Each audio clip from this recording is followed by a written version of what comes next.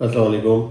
सबसे पहले Chinese futures जो कि लास्ट वीक थोड़ा नेगेटिव रहे हैं, वीक ऑन वीक नेगेटिविटी आई है। डी बार्स 1.64% डाउन था, एच आई 1.13% डाउन था, जबकि कोकिंग कोल और आयरन ओर 1.09 और 5.21% डाउन थे।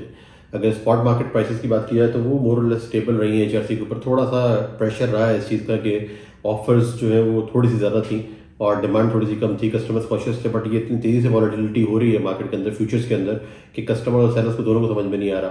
ट्रांजिशन बहुत फास्ट है इसकी। But on the other hand एक बैलेंस्ड ट्रेड हो रही थी, सेलर्स ऑफर कर रहे थे और बायर्स खरीद रहे थे। ऐसा नहीं था कि एक साइड जो है वो खामोश हो, तो बैलेंस ट्रेड जो है वो लास्ट वीक के अंदर होती रही है। और जो प्राइस लेवल्स है वो तकरीबन 575 580 के दरमियान H R C base grade जो है वो चलता रहा है। जो फ्यूचर्स के नीचे आने की वजूहत नज़र आ रही हैं वो बेसिकली जो इकोनॉमी है चाइना की वो अभी तक उसी तरह से ही है, सहारों पे चल रही है। बेसिकली मेन रीज़न वही नज़र आ रही है। दूसरा ये कि जो उनकी हॉलीडेज अभी स्टार्ट होंगी उससे पहले एक स्लो डाउन पीरियड है, लिक्विडिटी के इशूज़ हैं उनके। और एक्सपेक्ट बट ये किया जा रहा है कि शायद गवर्नमेंट फिर से इंटरवीन करे, इंटरेस्ट रेट एटलीस्ट जो है वो कम कर दे। अगर इंटरेस्ट रेट कम होते हैं तो फिर इकोनॉमिक एक्टिविटी बढ़ने के काफ़ी ज़्यादा चांसेस जो है वो नज़र आएंगे उसके अंदर। डोमेस्टिक प्राइसेस मिल्स ने अब कम की है काफ़ी अर्से के बाद, जाकर $4 $4.5 कम कर दी है। उसकी मेजर रीज़न ये लगती है कि आयरन ओर जो नीचे आया है, अभी ड्रॉप किया है। बेसिकली आयरन ओर की प्राइस अब हो गई है अराउंड 132 के आसपास, जो कि 140 टच कर चुका था। आप समझें कि $7 के आसपास अभी इस वक्त वीक ऑन वीक उसके अंदर कमी आई है। कोकिंग कोल की प्राइस जो है वो अराउंड इस वक्त मूव कर रही है 337 के लगभग, जो कि लास्ट वीक से कंपेरिजन किया जाए तो $3 4 थोड़ा सा बेहतर ही है। तो ओवरऑल चाइनीज़ एक और डेटा स्टैटिस्टिक्स आए हैं कि चाइना 2023 के अंदर जो एक्सपोर्ट्स थी चाइना की स्टील की वो काफ़ी ज़्यादा इंक्रीज़ हुई हैं एज़ कम्पेयर टू 2022, जिससे ये महसूस होता है कि उनकी लोकल इकॉनमी और जो लोकल कंजम्पशन है वो कम हुई है, जबकि एक्सपोर्ट्स जो है वो बढ़ी हैं। उसकी एक रीज़न रशिया यूक्रेन वॉर भी थी कि वहाँ से जो स्पेस मिला चाइना को, China was one of the favourite origin for many countries के जिनको इन्होंने सप्लाई दी है अभी। ऑल्दो प्राइस बहुत अच्छी नहीं मिलती रही इनको, बट ये कि काम और वॉल्यूम अच्छा करते रहे चाइनीज़। बाकी की मार्केट की बात करें, वियतनाम की बात करें तो वहाँ पर मिल ने जो है वो अपनी प्राइसेस बढ़ा दी हैं। $27 के आसपास एच आर सी का प्राइस बढ़ाया है। ये फॉर्मोसा ने भी बढ़ाया है, उससे पहले हुआ फत भी अपनी प्राइसेस जो है वो बढ़ा चुके थे ऑलरेडी, जिसकी वजह से चाइना को फौरी तौर पर फिर से रूम मिला और उन्होंने बहुत सारी बुकिंग्स यहाँ पर कर ली हैं वियतनाम के अंदर। और इम्पोर्ट वहाँ पर ज़्यादा फिजिबल नज़र आ रही है। डोमेस्टिक अभी जो प्राइसेस हैं बढ़ने के बाद अब फिजिबल नहीं रही, तो काफ़ी बुकिंग्स वहाँ से भी वियतनाम से सुनने में आई हैं अभी हमारे इम्पोर्ट कस्टमर्स की। अगर स्क्रैप की बात की जाए तो वहाँ पर भी $8-10 का इजाफा हो गया है। ऑलमोस्ट $5 से $7 का इजाफा हुआ है वियतनाम के इम्पोर्ट ऑफ स्क्रैप के अंदर। ताइवान की बात की जाए तो वहाँ पर तकरीबन $3-4 का इजाफा हुआ है। यूएस के अंदर प्राइसेस बढ़ी हैं बेसिकली, तो सॉरी ताइवान के अंदर $3-4 का की कमी आई है, क्योंकि यूएस के अंदर जो प्राइसेस हैं वो बेसिकली थोड़ी सी कम हुई हैं अभी रिसेंटली, क्योंकि थोड़ा प्रेशर था। ये जो अभी जनवरी ओपन हुआ है उसके डोमेस्टिक प्राइसेस के अंदर जो है बिल्कुल जान नहीं थी, काफ़ी नेगेटिव बातें हो रही थी। तो ताइवान के पास जो है वो बेहतर प्राइसेस थी और उन्होंने थोड़ा सा कम प्राइसेस के ऊपर बुकिंग की है। जबकि साउथ कोरिया की अगर बात की जाए तो साउथ कोरिया के अंदर जो सिचुएशन चल रही है वो तेज़ी की है। पहले इन्होंने बुकिंग नहीं की थी, काफ़ी देर से खामोश थे साउथ कोरिया। अब आकर इनका भी पीरियड आया है, रीस्टॉकिंग पीरियड, जिसके अंदर उन्होंने तकरीबन $8 से $10 या $15 तक भी इवन जो है वो इंक्रीज़ देखा गया है लोकल प्राइसेस के अंदर। इम्पोर्ट की प्राइसेस के अंदर भी इंक्रीज़ देखा गया है और अब काफ़ी अर्से के बाद जाकर जापानीज़ कार्गो भी जो है वो यहाँ पर बुक हुआ है अभी रिसेंटली। टर्की की बात करते हैं जो कि मेन फोकस है स्क्रैप के हवाले से। टर्की ने काफ़ी ज़्यादा बुकिंग की लास्ट वीक के अंदर भी। अगर जनवरी की खाली बुकिंग्स की बात की जाए तो 10 कार्गोज ऑलमोस्ट टर्की बुक कर चुका है। और लास्ट वीक की जो एक्टिविटी वो बड़े सस्टेनेबल और बड़े हायर नंबर्स के ऊपर थी। यूरोपियन एच एम एस जो $418 पर ट्रेड हो रहा था, जबकि यूएस एच एम एस $424 पर ट्रेड हो रहा था। अगर शेड की बात की जाए तो $442 का नंबर सामने आया है, जिसपे 442 पे शेड की बुकिंग हुई है टर्की के अंदर, विच मीन्स के बाकी की कंट्रीज जो है वो कंटेनर्स के अंदर प्राइसेस काफ़ी ज़्यादा हायर साइड के ऊपर होने चाहिए, जो कि है नहीं अभी तक। अगर वीक ऑन वीक बात की जाए तो तकरीबन $5 से $8 का इजाफा हुआ है टर्की की प्राइसेस के अंदर लास्ट वीक के अंदर। और जो मेजर रीज़न नज़र आ रही है इसकी वो ये आ रही है कि लॉन्ग प्रोडक्ट की प्राइसेस और डिमांड जो थोड़ी सी बेहतर हुई है टर्की में।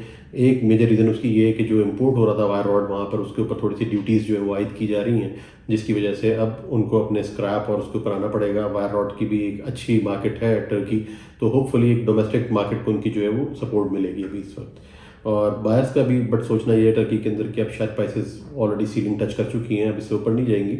अब या तो यहीं पे रहेंगी या फिर थोड़ा सा एडजस्ट बैक होंगी अभी इस वक्त।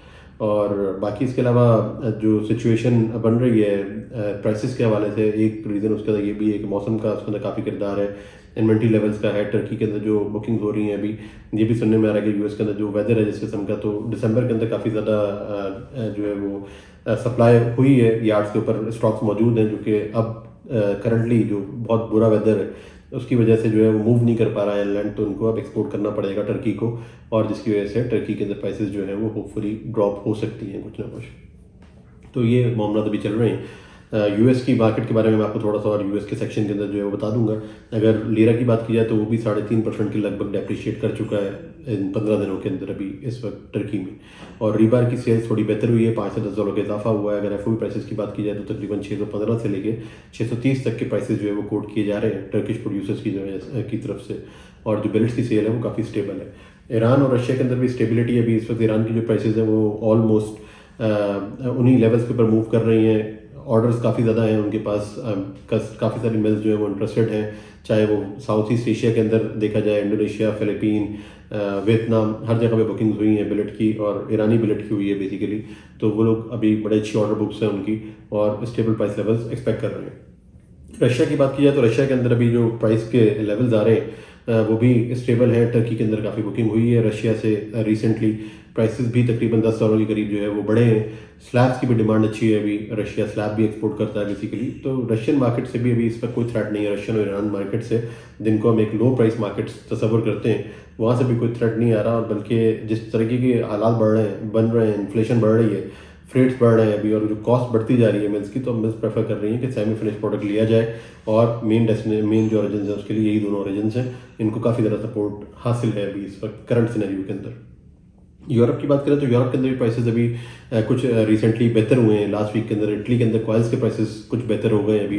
प्राइस तो बढ़ा दिया उन्होंने, ऑल्दो वो सेल्स नहीं है उस तरीके से, बट प्राइस बढ़ा चुके हैं। आर्सेलर ने भी कुछ प्राइस इंक्रीज जो है वो वहाँ पे अनाउंस किया है। कोशिश कर रहे हैं पुश करने की, क्योंकि स्क्रैप महंगा है, टर्की खरीद रहा है महंगा, डोमेस्टिक मिल आपस में कम्पीट कर रही हैं, पीछे से सप्लाई इतनी नहीं है। तो एट द एंड कंज्यूमर की तरफ ये वाला जो दबाव है वो बेसिकली जाना ही जाना है। और जो ऑफर्स हैं बेसिकली जापानीज़ और इंडियन सीआरसी की, एचआरसी की यूरोप के अंदर, वो भी अभी इस वक्त जो है बढ़ चुकी हैं। उसकी भी डिमांड अभी आ रही है। यूरो 750 यूरो के आसपास कोट हो रहा है अभी सीआरसी का प्राइस वहाँ पर। और अगर पॉलिश रीबार्स की बात करें तो वो काफ़ी अर्से से देख रहे हैं हम लोग कि बड़ा स्टैगनेंट और बड़ा स्लो सी मार्केट है। अभी भी ये सिचुएशन है। पॉलिश रीबार मैन्युफैक्चरर्स ने प्राइसेस फिर से बढ़ा दिए, बट उसका रिएक्शन कोई नहीं आया, ना किसी किस्म की सेल हो रही है यहाँ पर। अभी भी मार्केट काफ़ी स्लो चल रही है। यूके और यूरोप के अंदर अगर बात की जाए, जो डॉक्स पे माल जा रहा है, टर्की की मार्केट में इंटरवेंशन की वजह से वहाँ पे प्राइसेस काफ़ी तेज़ी से बढ़े हैं। अगर यूके की बात करें तो तकरीबन 10 से 15 डॉलर जो है वो इंक्रीज आ चुका है। जो वो माल डॉक्स को भेज रहे हैं वीक ऑन वीक अगर देखा जाए तो 15 डॉलर का ज़्यादा प्राइस मिल रहा है अभी यार्ड्स को भी इस वक्त माल उनको देने के लिए।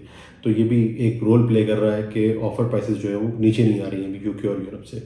यूएस के अंदर जब जनवरी शुरू हुआ था तो यूएस की मार्केट के अंदर यही बातें थी कि 50 डॉलर पर ग्रॉस टन जो है वो प्राइसेस कम हो जाएंगे, और कुछ मिल्स ने अपनी प्राइसेस अनाउंस भी किए थे।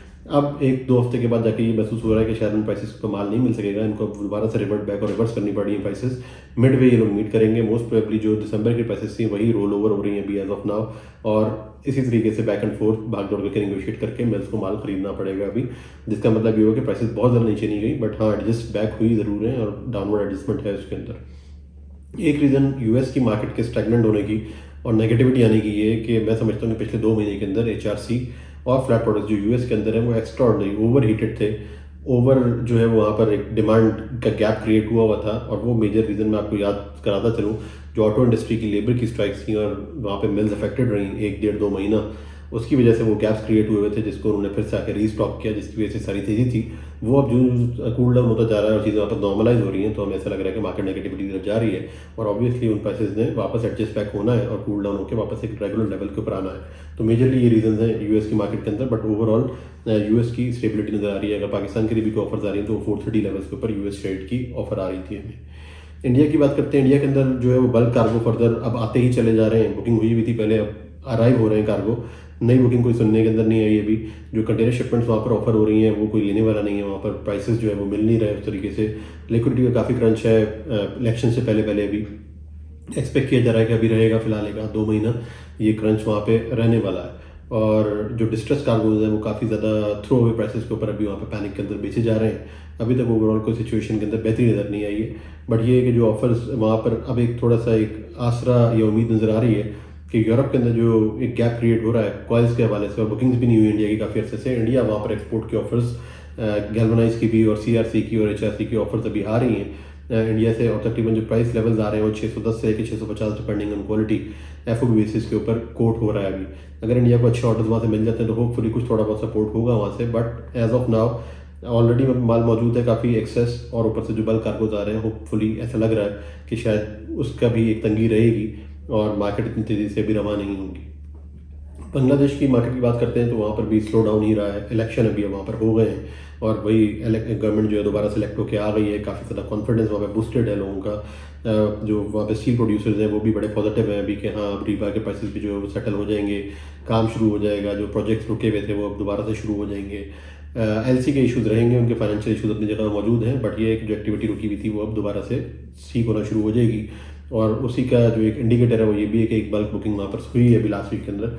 425 और $430 पे 425 पे HMS लिया और 430 पे स्क्रैप शेड स्क्रैप की बुकिंग हुई है, जो कि बड़ा एक सरप्राइजिंग बात है कि जो टर्की की प्राइसेस है उसी प्राइस के ऊपर बांग्लादेश को माल मिला है। मेजर रीज़न ये है कि डिमांड ही बल्क मार्केट के अंदर दूसरी मार्केट में है ही नहीं, तो ये कस्टमर ओरिएंटेड प्राइस है जो कस्टमर ने बेट किया और वो एक्सेप्ट हो गया, और इस तरीके से बांग्लादेश के अंदर फिलहाल अभी रिसेंटली काम हुआ है। पाकिस्तान की अगर बात की जाए तो शेड की ऑफर यहाँ पर 430 से लेकर 40 के लगभग थी। जो US की ऑफर्स थी वो तकरीबन 430, 32, 33 के आसपास जो है वो चल रही थी, जबकि 435 पे यूरोप की ऑफर हो रहा था, और कुछ ऑफर्स 438, 440 के लेवल्स पे भी आ रही थी। और ऑन एंड ऑफ काम होता रहा है। लास्ट वीक एक्टिविटी अच्छी रही है और अच्छी बुकिंग्स पाकिस्तान के अंदर देखने में आई हैं। अगर HMS की बात करें दुबई की तो वो भी ऑलमोस्ट 405 के लगभग मार्केट मूव कर रही थी, बट फ्रेट्स वहाँ पे भी बढ़ने की अभी खबर आ रही है कि फ्रेट्स दुबई के अंदर भी बढ़ रहे हैं, तो ऐसा ऐसा फ्रेट का इम्पैक्ट हर जगह पे नज़र आना शुरू हो गया है। रीबार के प्राइसेस पाकिस्तान में स्टेबल है, थोड़ा सा कुछ बढ़ने के बारे में भी रूमर्स आ रही है कि प्राइसेस और बढ़ाई जाएंगी अभी, क्योंकि कॉस्ट बैठ नहीं रही है। तो बेसिकली ओवरऑल अब जो मेजर इंडिकेटर, जो मेजर प्रॉब्लम एक नज़र आ रही है वो फ्रेट्स के हवाले से आ रही है। जो यूरोप UK के अंदर या US के अंदर फ्रेट्स हैं वो भी अनाउंस कर चुकी है, शिपिंग लाइन्स पहले ही कर चुकी थी, अब आहिस्ता आहिस्ता उसकी एक्सेप्टेंस आना शुरू हो गई है। और जो नई ऑफर्स हम हमारे सुनने में आ रही हैं वो बेसिकली इंक्रीज प्राइस के साथ आएंगी। जो पुराने ऑर्डर्स से या बुकिंग्स थी वो लोग ऑलरेडी अब निपटा चुके हैं ऑलमोस्ट ज़्यादातर। कुछ जिसके अंदर इशूज़ आ रहा है, शिपिंग लाइन परेशानी पैदा कर रही है, वो भी कमर्शियल एक जो प्रॉब्लम्स हैं वो चलते रहेंगे और उसको भी फर्दर टाइम लगेगा सॉर्ट आउट होने में। बट एट द एंड एक चीज़ तय है कि फ्रेट जो है वो इंक्रीज़ कहीं नहीं जा रहा, यहीं पर मौजूद रहेगा। अगले 1-2 महीने टाइट होंगे, इसकी वजह से कॉस्ट इंक्रीज़ होगी, इन्फ्लेशन बढ़ेगी, और एट द एंड वो सारे का सारा जो एक बर्डन है वो कंज्यूमर के ऊपर आएगा। तो ये सारे मामलात हैं, और होपफुली अभी फ़िलहाल मार्केट किसी किस्म की भी नेगेटिव उसके ऊपर जाती हुई नज़र नहीं आ रही। फ़िलहाल चीज़ें पॉजिटिव ही ओवरऑल नज़र आ रही हैं। अभी तक के लिए अपडेट्स थी। Thank you very much.